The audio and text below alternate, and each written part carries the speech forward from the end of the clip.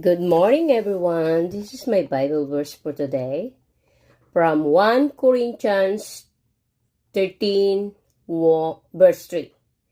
Though I speak with the tongues of men and of angels and have not charity, I am become a sounding brass or a tinkling cymbal.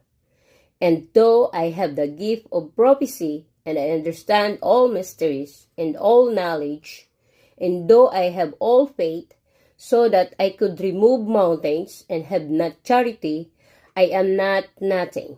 And though I bestow all my goods to feed the poor, and though I give my body to be born, and have not charity, it profiteth me nothing.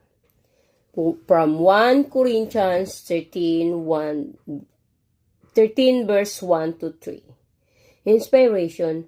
How much has been written about the meaning of love? Paul explained what love is in this passage.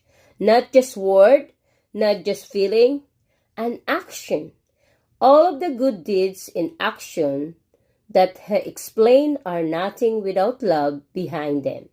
If your actions are done out of selfishness rather than with love, you will gain nothing. Think about this the next time you do something really good for someone. Was there truly love behind it? Prayer. My heart overflows with love for you, perfect and wondrous God. I feel blessed every moment to have you in my life.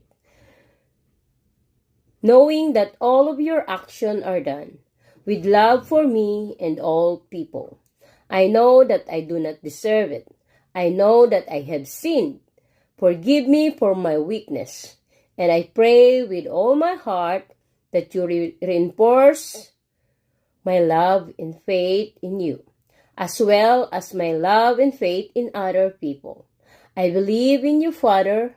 I pray that you believe in me. In Jesus' name I pray. Amen. What a beautiful Bible verse. That's why we need to discern, or we need to know if we really love God. We see it in our action, right? We need to love